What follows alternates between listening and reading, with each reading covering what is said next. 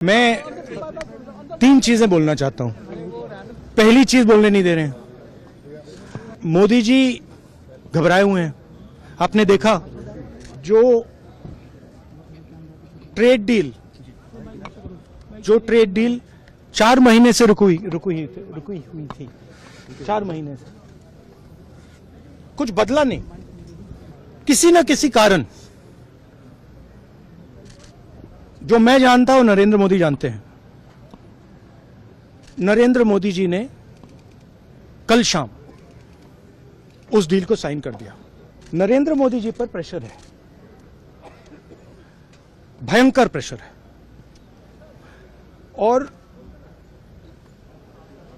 नरेंद्र मोदी जी का जो इमेज का गुब्बारा है, जो हजारों करोड़ रुपए लेकर बनाया गया था, वो फूट सकता है।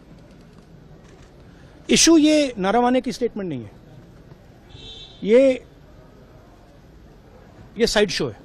और वो भी जानते हैं, मैं भी जानता हूं। मेन बात यह है कि हमारे प्रधानमंत्री को कॉम्प्रोमाइज कर दिया गया है। किसने किया है, कैसे किया है, यह हिंदुस्तान की जनता को सोचना है।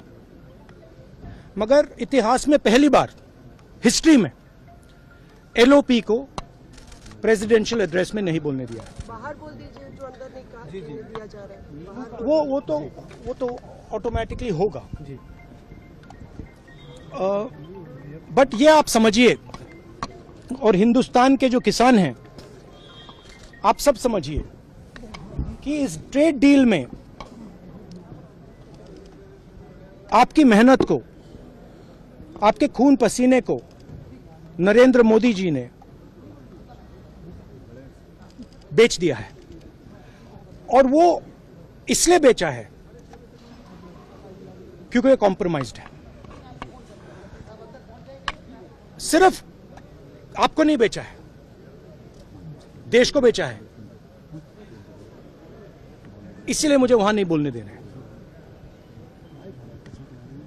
नरेंद्र मोदी जी डरे हुए हैं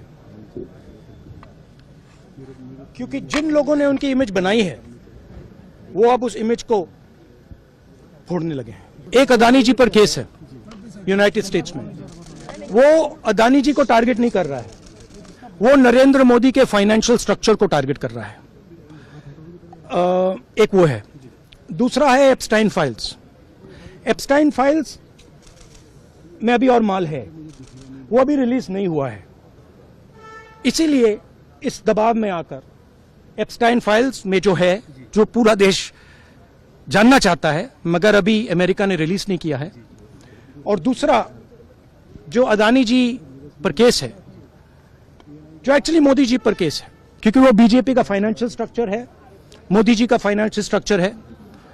तो ये 2 प्रेशर पॉइंट्स हैं। और आप ये बात समझ लो, देश ये समझ ले कि प्रधानमंत्री कॉम्प्रोमाइज्ड है।